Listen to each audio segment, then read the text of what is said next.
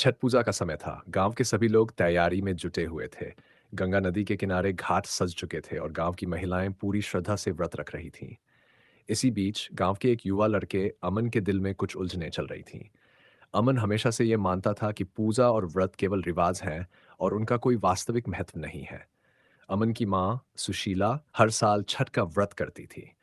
वे पूरे विधि विधान से सूर्य देव की उपासना करती। इस साल सुशीला बीमार थीं और डॉक्टर ने उन्हें व्रत रखने से मना किया था। लेकिन सुशीला मानने को तैयार नहीं थी। उन्होंने कहा, सूर्य देव मेरे परिवार की रक्षा करते हैं, मैं उनका व्रत नहीं छोड़ सकती।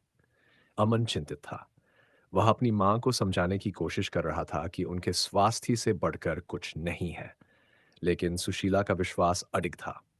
अगर मैंने व्रत नहीं रखा तो हमारे परिवार पर विपत्ति आ सकती है, सुशीला ने कहा। अमन को एक योजना सूझी। उसने सोचा, अगर मैं मां को किसी तरह यह व्रत छोड़ने के लिए मना लूं तो शायद वह मान जाएंगी।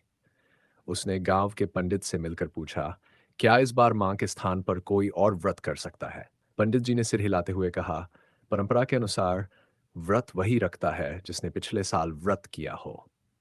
अमन असमंजस में था। एक तरफ उसकी मां की आस्था थी और दूसरी ओर उनका स्वास्थ्य।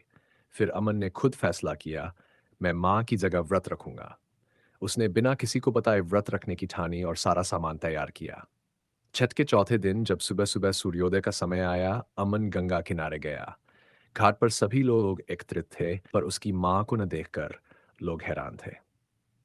अचानक अमन की मां वहां आ पहुंची। उन्होंने अमन को देखा और रो पड़ी, तूने मेरे लिए इतना बड़ा बलिदान दिया। अमन ने हंसते हुए कहा, माँ, मैंने ये नहीं केवल तुम्हारे लिए, बल्कि सूर्य देव के प्रति अपनी श्रद्धा दिखाने के लिए किया। तभी अचानक सूरज की किरणें अमन पर पड़ी था और उसे ऐसा लगा जैसे किसी अदृश्य शक्ति ने उसे आशीर्वाद दिया हो। उसकी माँ के चेहरे पर एक मुस्कान खिल गई।